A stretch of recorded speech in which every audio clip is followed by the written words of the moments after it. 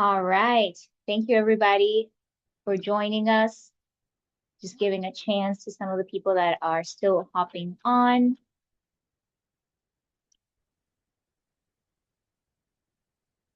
All right. My name is Victoria Matias. I am the community coordinator for FIA, for Texas Health and Environment Alliance.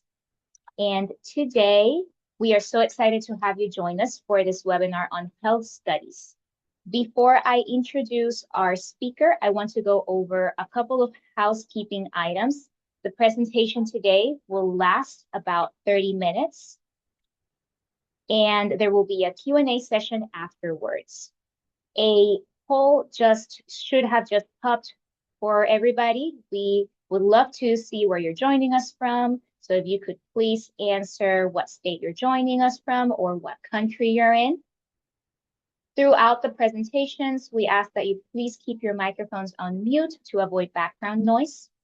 And you are welcome to leave your questions in the chat throughout the whole presentation. We will be monitoring the chat and we'll do our best to get all of them answered during the Q&A.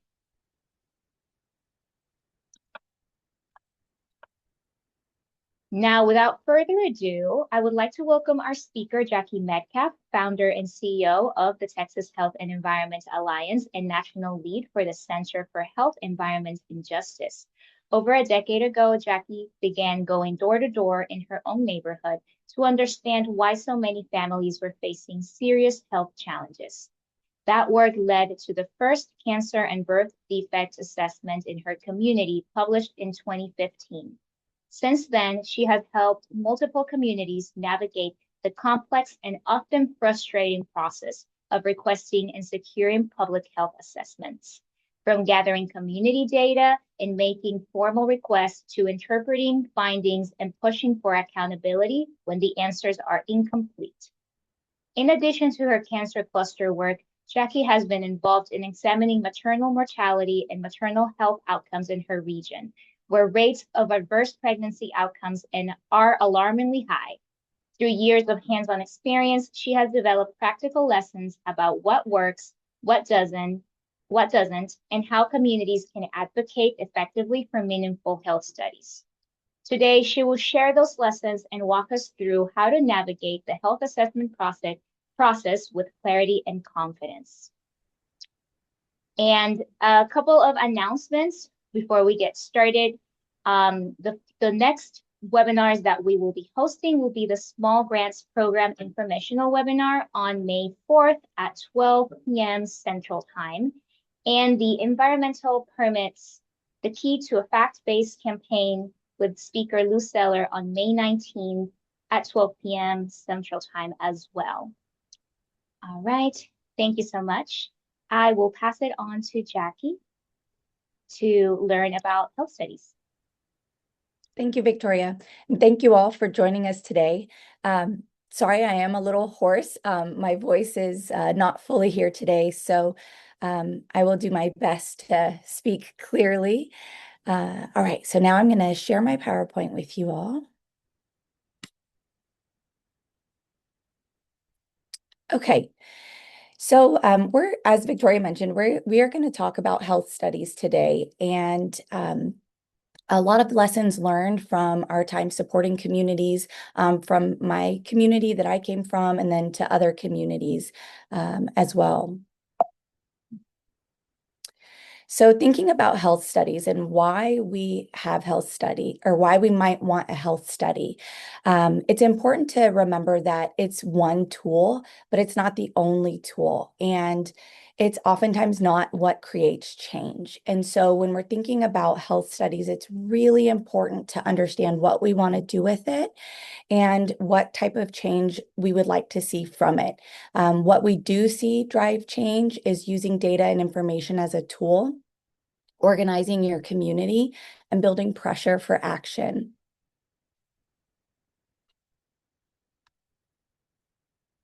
Give me 1 second. Okay, there we go. All right, so just a disclaimer, I am not an epidemiologist. My educational background is in environmental science and geology, and everything, that we're going to walk through has been essentially my lived experience and then my professional experience for the last 15 or 16 years now. So, when I was in college, I began having significant health problems and I moved home. And I came back to a town east of Houston, and my family had lived there along the San Jacinto River. My family moved there for a quiet life and a life on the river. And we had no idea that this quiet little town and river community that we wanted to be a part of had multiple Superfund site or historical hazardous waste sites, and that there was a massive pit of dioxin, PCBs, and heavy metals in the San Jacinto River. So my mom and I started talking with people in our community and organizing our neighbors and really applying what I was learning in school to our fight locally. And the understanding that if something is in your environment making you sick, you're not going to be the only one. And so the experience taught me early on that sometimes the first signals of a problem don't come from data or agencies. They come from people. And since our first health study and cancer assessment at San Jacinto in 2015, we've worked on an updated studies. And then, as Victoria mentioned, with additional communities on cancer assessments, birth defect studies, and maternal and mortality studies as well.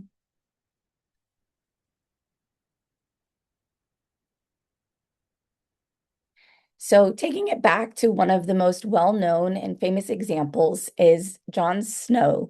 And this was the Broad Street cholera outbreak in London in the 1850s. And learning about this case in college is what inspired us to literally go online to, I think it was MapQuest at that time, and take a screenshot of a map of our community and print it out and start making dots on that map where people had either an autoimmune disease or a type of cancer.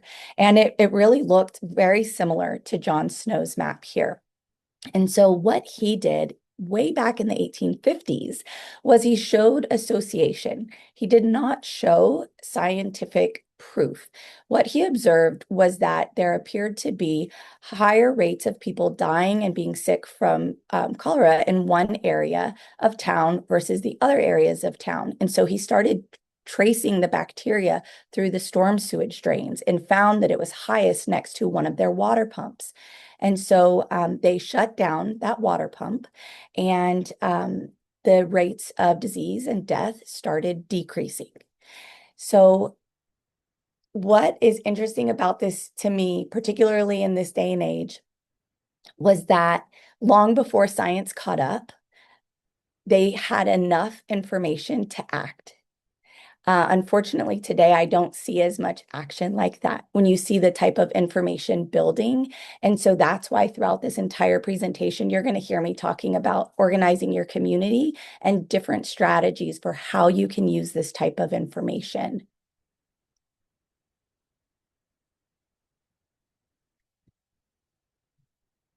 So unlike John Snow, we are not talking about bacteria. We are oftentimes in this world talking about toxic exposure to chemicals. And so first understanding when exposure occurs, what exactly is taking place. First, the contaminants are absorbed into our body. And that can take place through inhaling contaminants, through our skin, through dermal contact, or through ingestion and absorbing through your body from drinking or eating something contaminated.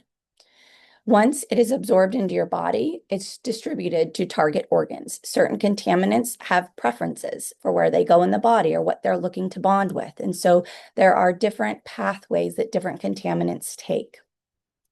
From there, contaminants are metabolized in the liver. And ultimately, at some point in time, contaminants are eliminated. Different contaminants can stay in your body for different periods of times. Some are released from your body very quickly, and some can stay for many years. How these toxins can leave your body is through your urine, your breath, sweat, feces, and your breast milk.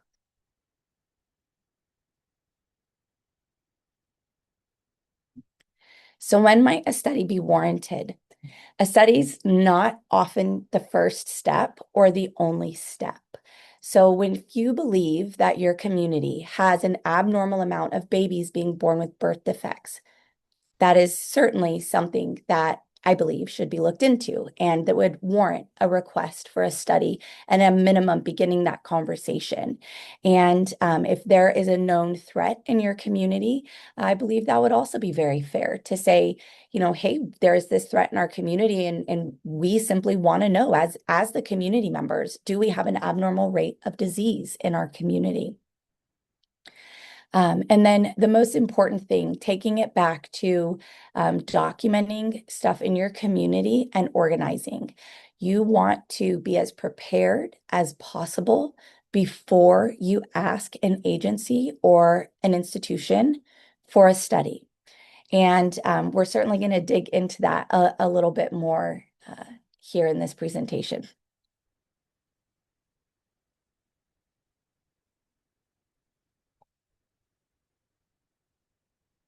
Okay, so now we're going to talk about the different types of studies. And this is just a very high level overview for us to understand the basics of the different types of studies. So first, a health assessment. This type of study does not seek to show an exposure pathway or prove that exposure has occurred. These types of assessments can be done for cancer, birth defects, or maternal related incidences. Then an epidemiological study that looks at the relationship between the environment and people. And so understanding, is there an exposure going on and is there an abnormal rate of disease? Are they related? An exposure investigation looks at what's in the environment and not particularly at public health. And then for a risk assessment, this asks, based on what we know about the chemical and how people might be exposed, how risky is this situation? To us, that's a little bit of a scary process, right? How much of a chemical can someone be exposed to, and what are we okay with? So this, a risk assessment is really looking at what is the risk here and not necessarily the outcomes. One thing I want to point out about risk assessments, though we will be focusing on health assessments, risk assessments and the variety of assessments are critically important to be done right for your community, and particularly if you are looking for a cleanup and driving change in your community. A lot of cleanup decisions are based on risk assessments, and that's why it's so important to understand what types of assumptions were made in those risk assessments, who the agency doing the assessment talked to as part of the interview process in the assessments, how the numbers that they're looking at compare to other risk assessments, because what we have seen on a national level is that agencies are not doing these assessments the same. They are not using the same numbers, community after community. And so understanding these nuances and details is critical. And that's part of, our expertise here at THEA and at CHEJ is understanding these nuances so we can help communities get the best possible outcome for their health studies, for their cleanups, and understanding their risks.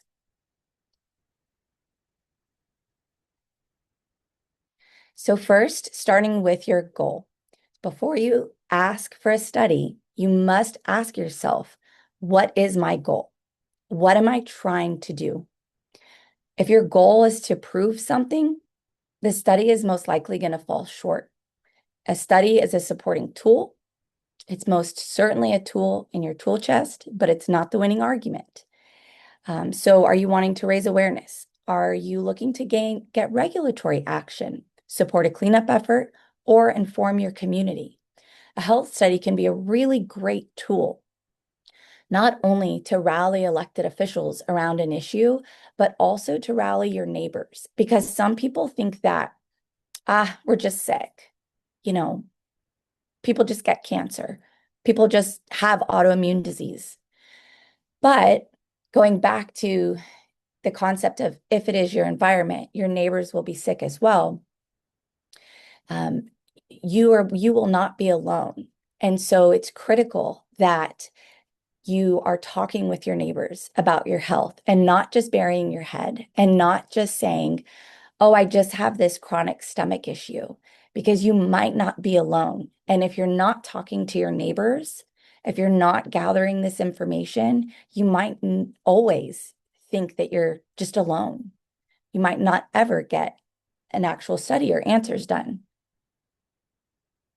So using these studies strategically, um, this article here was a strategic effort on our end to bring our lengthy waiting time for our first cancer assessment that was published in 2015 for my community.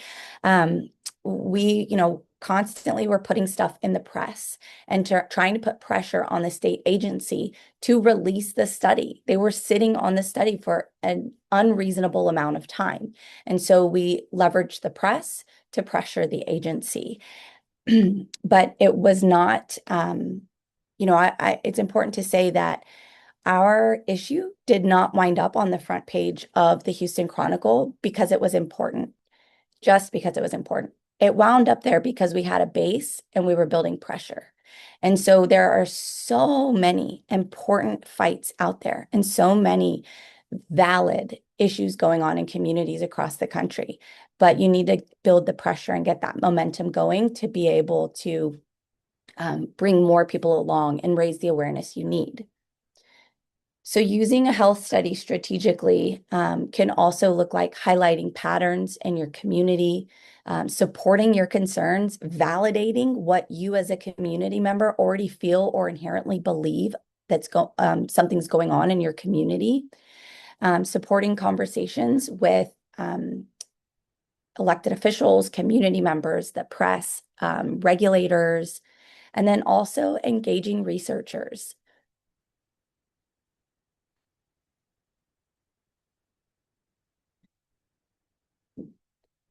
Okay, talking a little bit now about limitations of health studies. A health study is a snapshot. It cannot capture everything.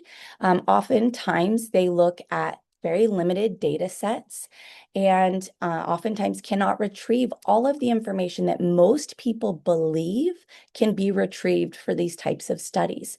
So be sure that if you are asking for a study, that you have clear and explicit conversations up front, and go ahead and follow up in writing. If you're working with an agency, follow up in writing with an email after that conversation. So everyone's on the same page for the record.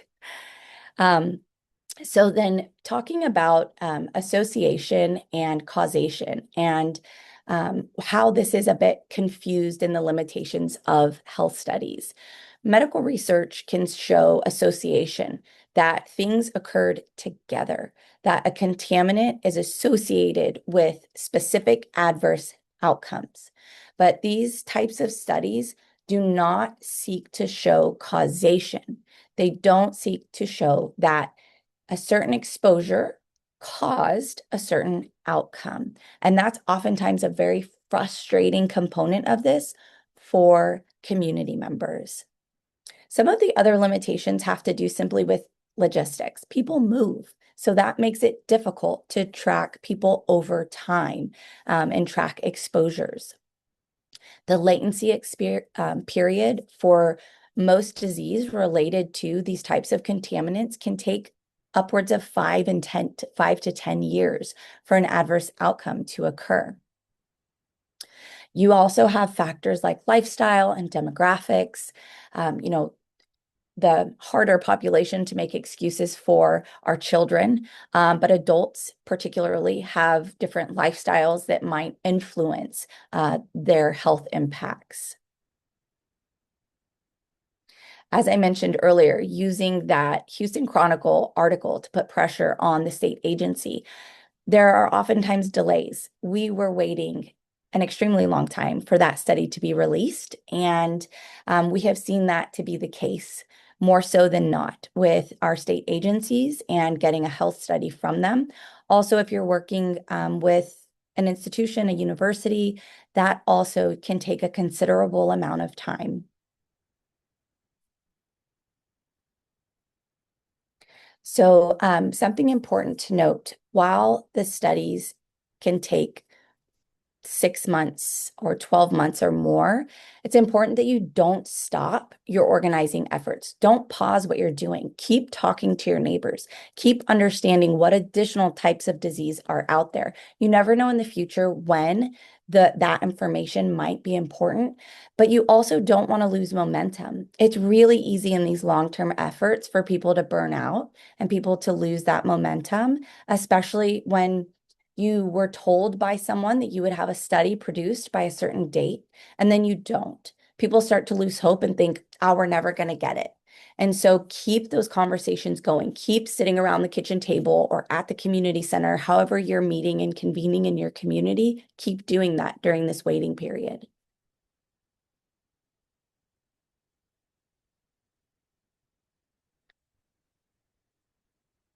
Okay, data can be both helpful and harmful. And I'm going to walk you through a couple scenarios to explain that. Data can be an incredibly powerful tool, but only when it's understood correctly and used correctly. There are key risks when you are using this data or interpreting this data. What you ask for greatly shapes what you get. Data might be limited or suppressed, and the methodology is critical.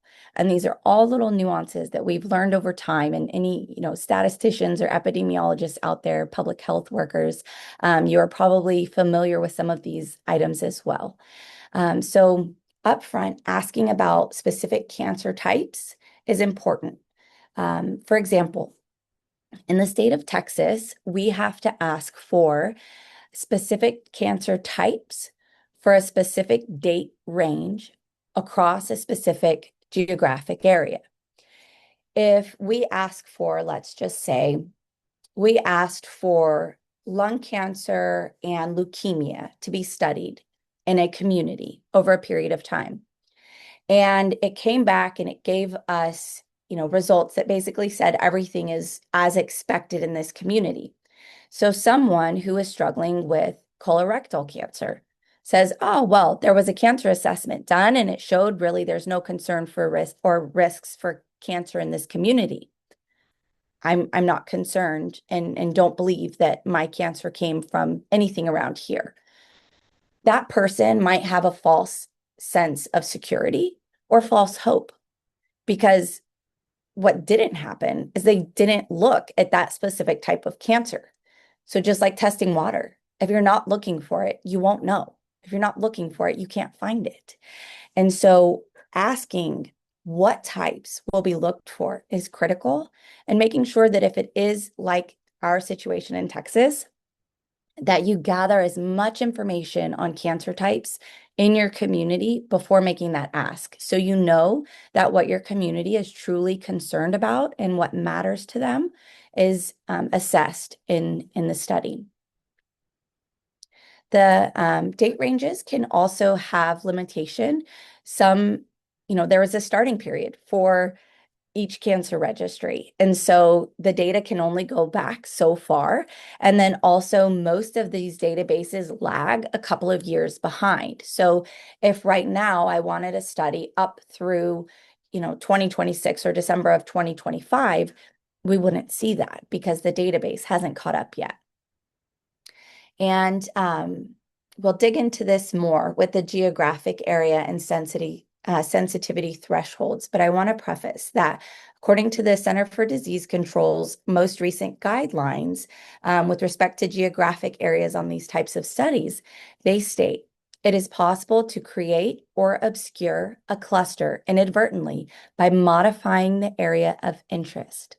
So the geographic area that is being looked at has the possibility to alter what appears as the outcomes.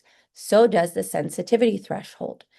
For example, if there is a population of 4,000 people in a census tract or in a smaller community, and there is an abnormal amount of cancer that is a rare type of cancer, and it's less than, say, five cases in the small town of 4,000 people. The agency doing the study or the institution is likely going to suppress that information because of confidentiality reasons. They will not release data for cancer types and results that come back below their sensitivity threshold. But it doesn't mean they didn't look at it, and it doesn't mean that it wasn't significant.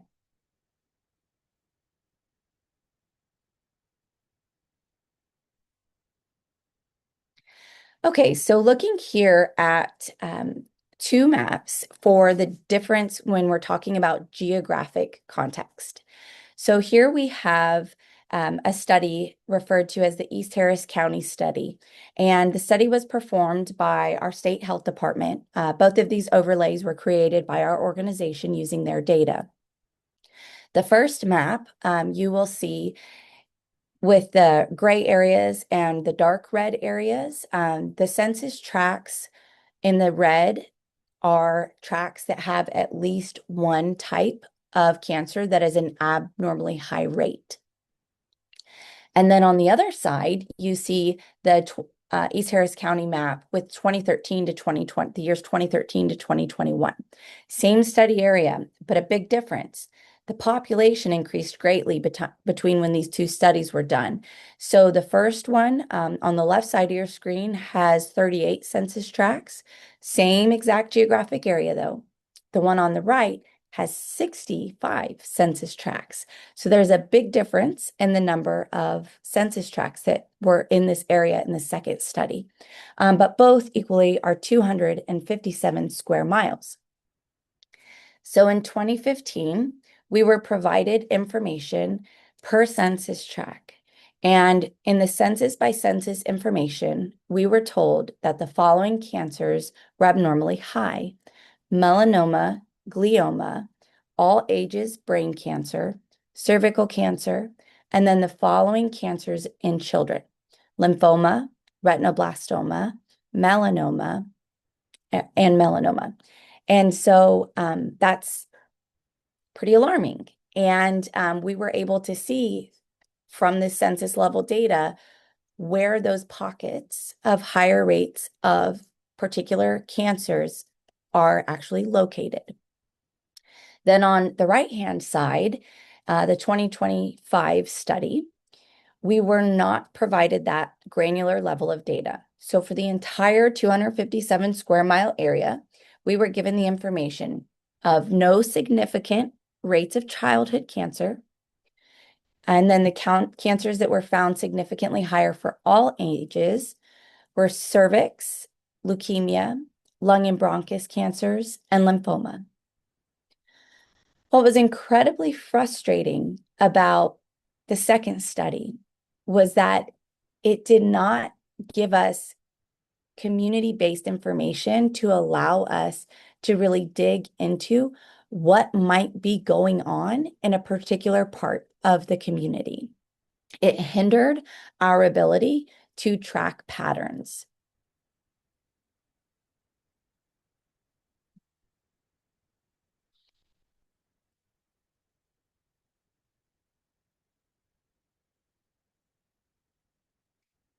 Talking additionally about why methodology matters so much.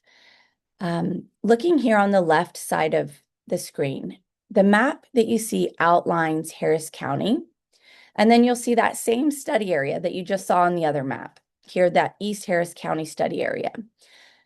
And for the map on the left, you'll notice that most of the census tracts are white. And what you're seeing here is that most of the census tracts in Harris County were observed to have rates of cancer, the cancer studied, in a rate that they would expect to see in that type of population. Now, the map on the left is when those rates are observed to the rates within the county. Our county has among some of the highest disease prevalence in the entire country. So you can see there's a lot of white when we compare our census tracts to our county. Now, the one on the right, again for brain cancer, is when the census tract is compared to a comparable community elsewhere in the state of Texas. What would the rate be expected in a comparable community versus what is happening in this census tract here? Now, you'll notice these tell two completely different stories. This is why it is critical to ensure that your data and the comparison and the statistical analysis is done fairly. If your rates of disease are being compared to an area that has an abnormally high or unusually high prevalence of cancer, your data will be watered down. Now, when you do see something pop out in red, that should absolutely be taken seriously. But when you compare the rates of brain cancer in the county here to elsewhere in the state of Texas, hundreds of census tracts light up for having unusually high rates. That's very concerning. And these two maps tell a striking story of why methodology is critical into what you get and how you can use that information.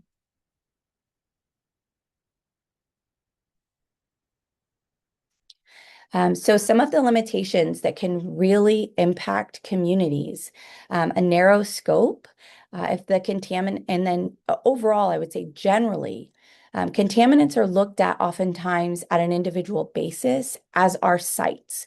We typically are not exposed to contaminants at just one particular site, right? Exposures can happen over time. Exposures could happen perhaps in the workplace, at home, at the playground, the lake you recreate at. And so there's these different exposures that occur throughout our life. And what's oftentimes not studied in these traditional health assessments and risk assessments is what happens to the body and what are the potential outcomes when someone has a cumulative exposure and what is the cumulative risk over time. I also want to point out that there are limitations in what agencies look for in terms of risk when it comes to how people can be exposed. One of the biggest battles that I've fought over the last 15 years was getting every government agency, from our county government to the federal government, to recognize that thousands of people in the community I grew up in rely on private groundwater wells for their drinking water. Now, at the primary site there of concern, dioxin is the main contaminant. And so most of the agencies would say, well, dioxin likes to bind to sediment and it, readily settles out of water. But, going all the way back to Love Canal, this was disproven. And so when the ATSDR risk assessment was done for the Superfund site, they did not consider groundwater as a route of exposure.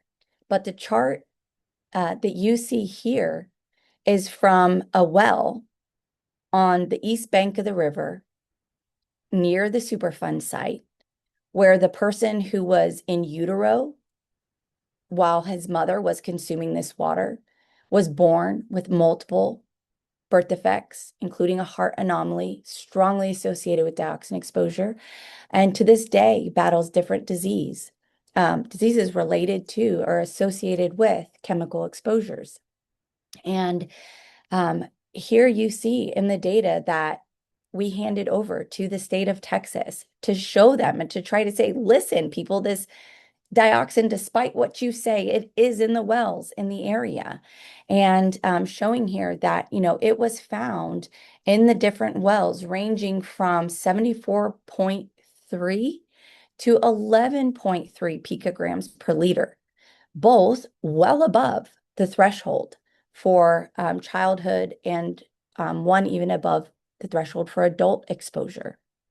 So paying attention to how narrow the scope is and who's involved and who's doing these studies is very important.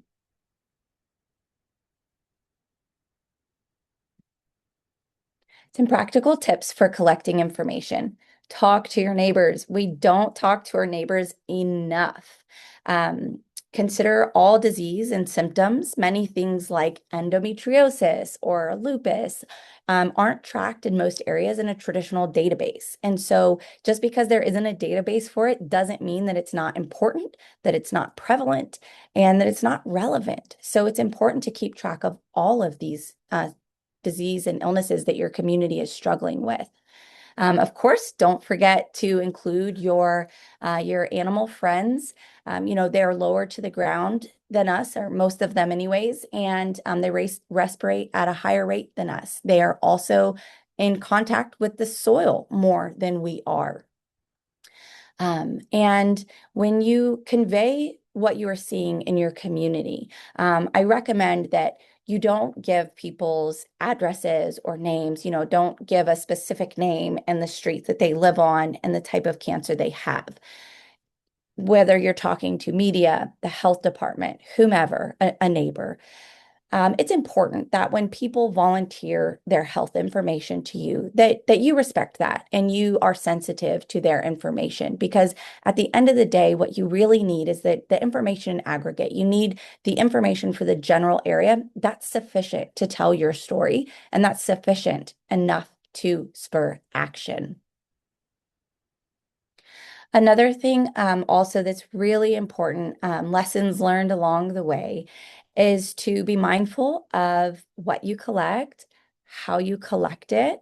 For example, do you need someone's birthday? Probably not. Um, how you collect it. Are you collecting it digital or hard copy? Is it in a bound notebook or scattered pieces of paper? How do you store it? Is it digitally? Are you filing it? Is it just loose around the house? All of these things matter, and keep up with this stuff as organized as possible because you never know when you're going to need it. And then how you use it is also very important. Using it to tell your story, but making sure that it's in a protective way.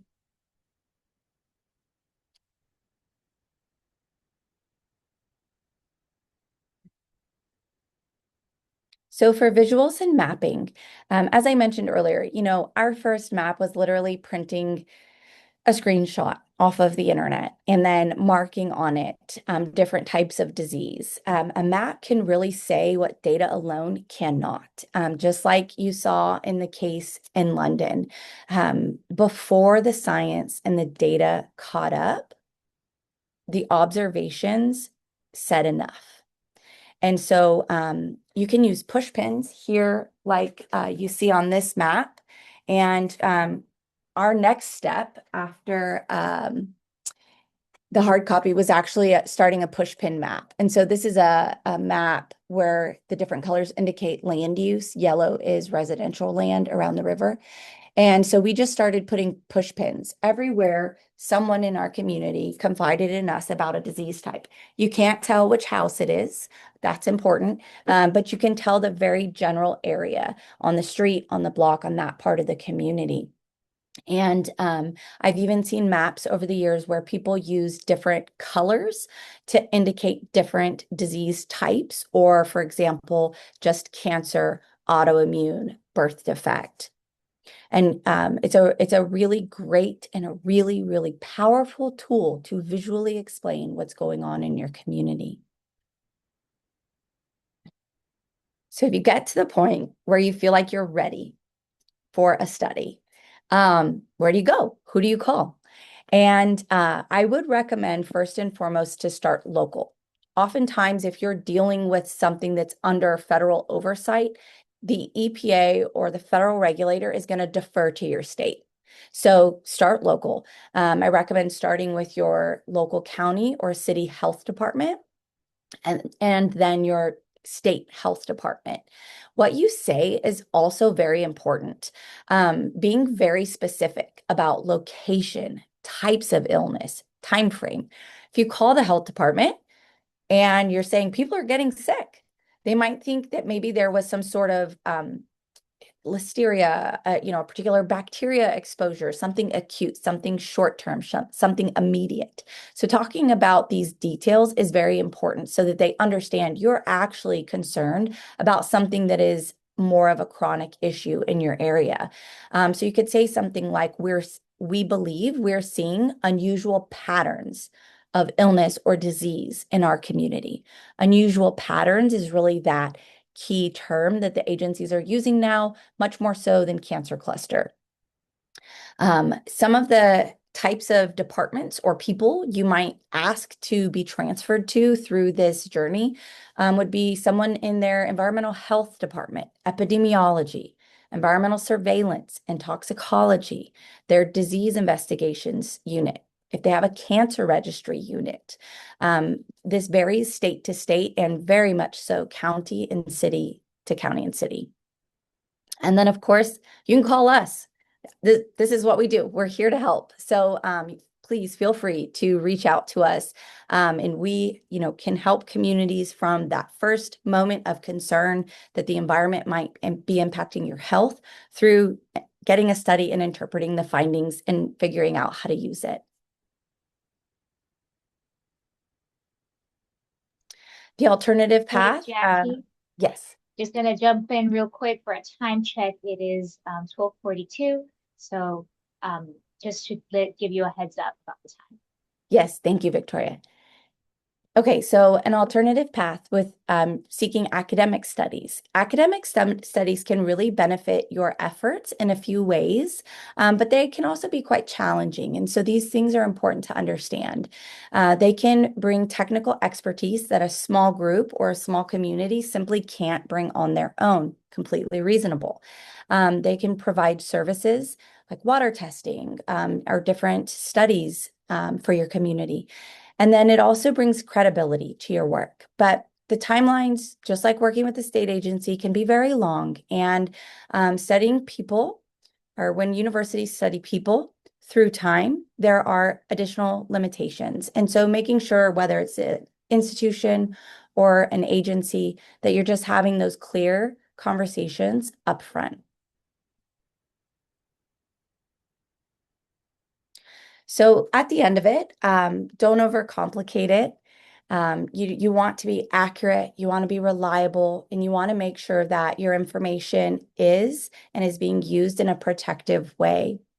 Your opponent is really going to try to is probably going to try to discredit you no matter what, So it's important that you set that aside and don't really pay attention if the opponent is trying to discredit or dismiss, because nothing is more important than local knowledge. If your concerns are being questioned, your data is being challenged, it doesn't mean you're wrong. The people who live in the community know it best, and that knowledge truly matters. You don't need to be a scientist to ask good questions.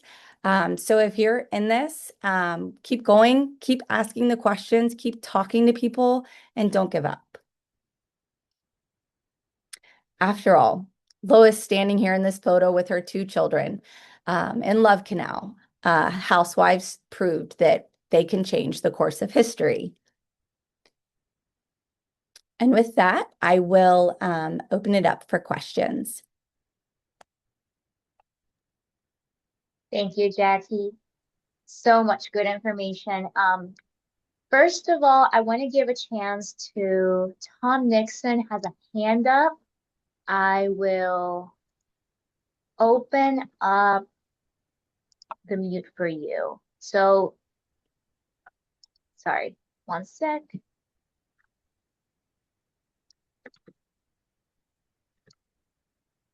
Oh, there you are. All right, you should be able to unmute yourself. I have quite a few questions from the chat that we'll get to in a sec, but if anybody would rather ask their question verbally, you are welcome to raise your hand and I will give you the ability to unmute yourself. So, Mr. Tom, please go ahead. I'm sorry, I must have mistakenly pushed a button. I don't really have a question Oh, at this okay. time, but thank you. No worries. All right, I have another hand from Mike Moen. Mike, you should be able to unmute yourself right now.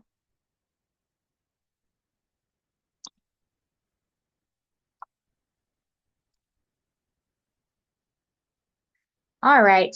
Well, I will go ahead and read some of the questions that we have from the chat. Um, First off, I have a question from Norman Cadier. No, sorry, Noman Quadier. I'm sorry if I am mispronouncing your name. We had a few questions from you, so I'm gonna get to the first one and then we'll circle back to some of the other ones so we can give everybody a chance to get their questions answered. So Noman asks, are there any connection with certain diseases around nuclear power plants, incinerators, heavy metal industries? Yes, the short answer, yes. I mean, there are known um, adverse effects and associations from those types of industries. And I would say one of the primary things that comes to mind for me when you mention incinerator is the byproducts, because some of these things that are put into incinerators cannot be fully broken down. So you do wind up with oftentimes types of dioxin that are put up and emitted into the air and then coming back down here somewhere on Earth, or to the ground level. And so I would certainly watch for dioxin and known associations with that. And I'll mention IARC, the International Agency for Research on Cancer. That's a really fantastic resource for looking up chemical associations with health effects. Awesome. Thank you, Jackie. I have a hand from Emily Stone. Would you unmute yourself, Emily? Yes. Hi.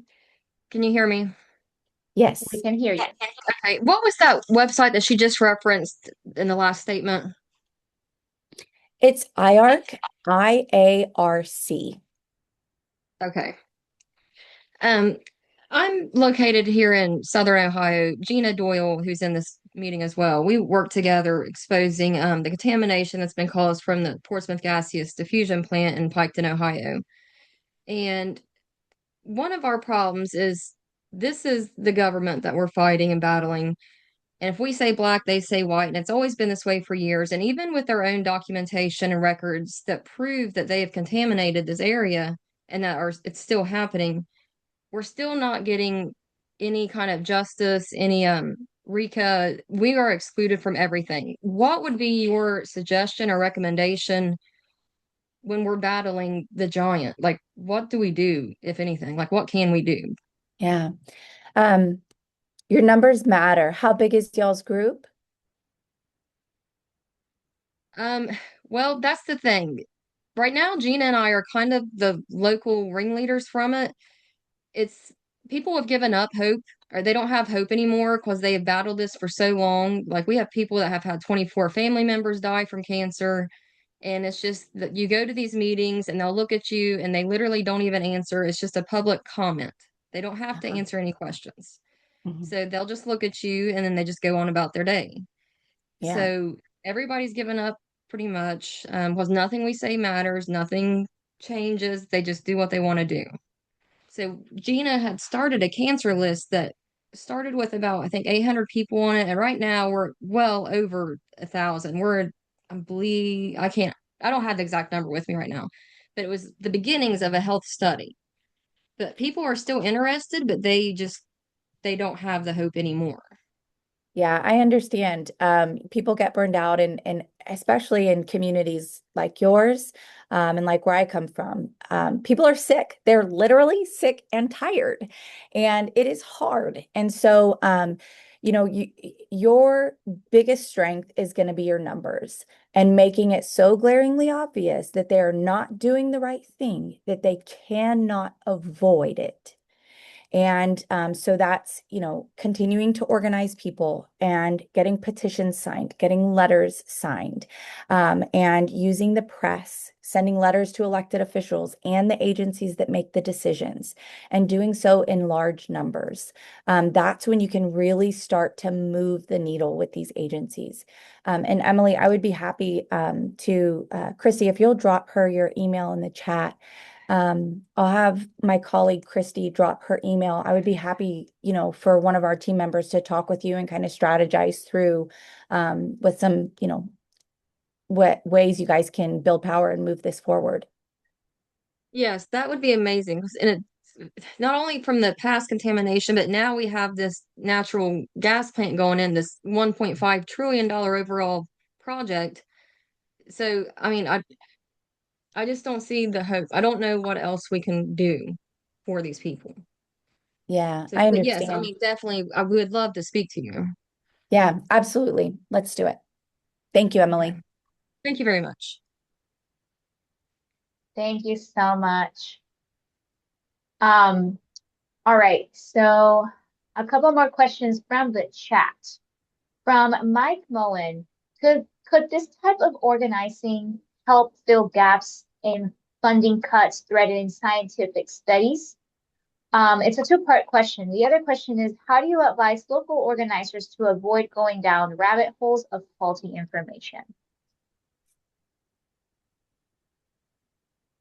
Okay, so looking at the first one, so organizing alone, organizing your community around simple information can create change.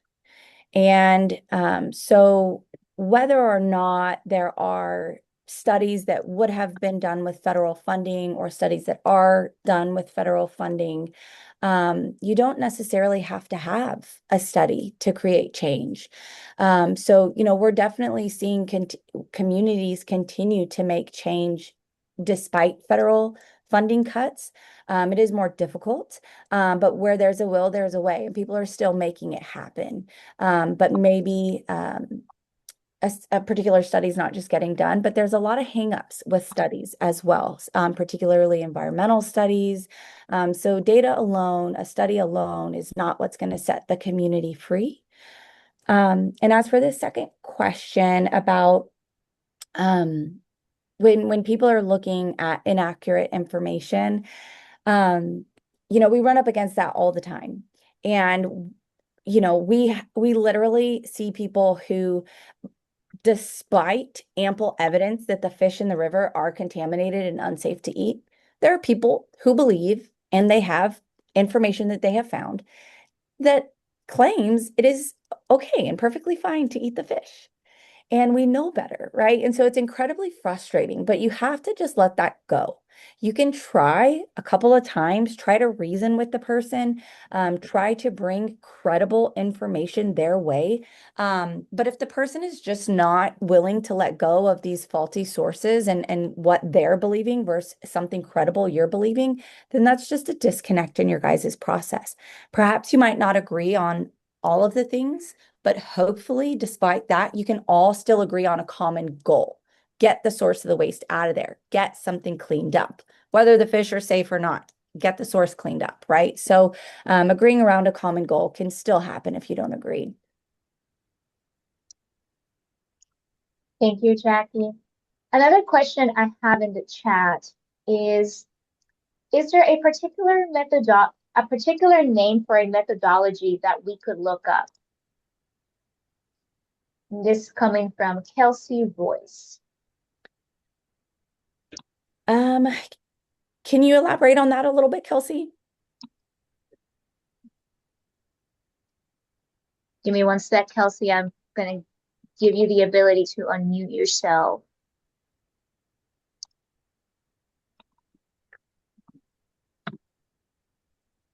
All right, you should be able to unmute now. Can you hear me now? Yes. Yes. Okay, so my question is if there is a methodology that we could use to apply for a study, to apply to a study. And what I mean would be, gosh, it seems like there are that there would just be a methodology. Science is not my first, I was an art major, very frankly. So I don't know how to be more articulate than that. Sure.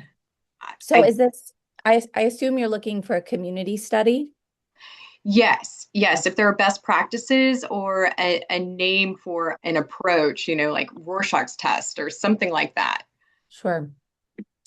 So there are guidelines, but a lot of that is based around a government agency and what they're capable of. I wish I had a better answer for you in terms of like, is there actually something out there where they have, outlined a recommendation? I'm not familiar with one. It's not to say that there isn't one out there. Really, everything that we have, we've either been mentored and taught or bumped our heads along the way. But the Center for Health, Environment, and Justice very likely has a publication on this topic. So what we can do is, if one of my colleagues isn't already doing it, we can see what they've published and if it would give you some guidance like what you're looking for. For sure. Thank you so much. You bet. Thank you, thank you.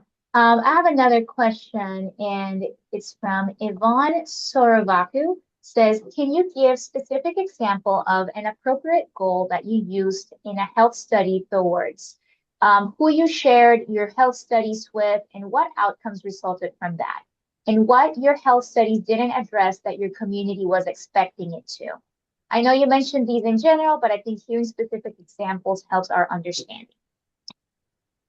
Victoria, will you drop that to me in chat? Because that was a lot of questions. So, yeah, for sure. So, most of the communities we have worked with have wanted studies, my community including, because they were concerned about a specific exposure taking place. We have one community that their concern began from what they believed was an abnormally high rate of children with leukemia in a particular elementary school. The elementary school literally has a bell on the wall for kids to ring it when they're done with treatment and celebrate with their friends. So these different types of it, so it depends on, those different types of observations. And then how we shared our health studies. So the agency who does the study should be communicating that to key stakeholders. They should communicate it to communities, elected officials, and government agencies. We find often that they don't, and we do.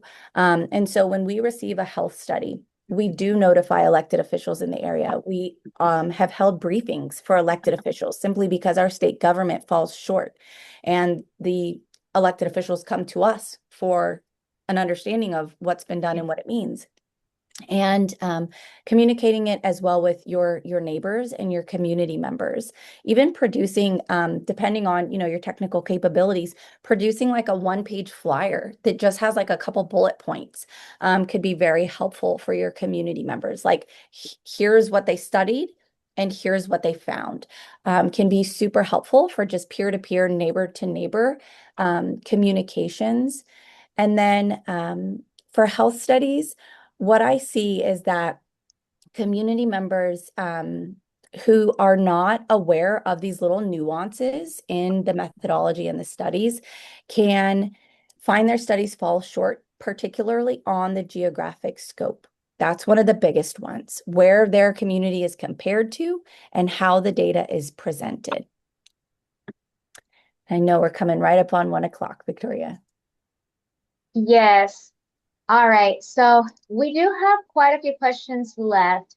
I have noted most of everybody's name that dropped a question in the chat. We will do our best to follow up via email on these questions.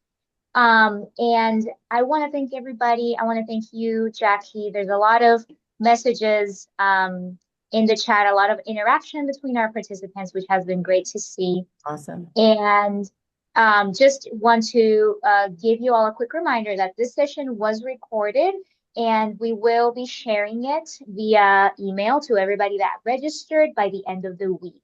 So thank you so much, everyone. Thank you, Jackie. And a quick reminder that our next presentations, our next trainings will be the Small Grants Program informational webinar on May 4th and a training on environmental permits, the key to a fact-based campaign with Mr. Lewis Stiller on May 19th.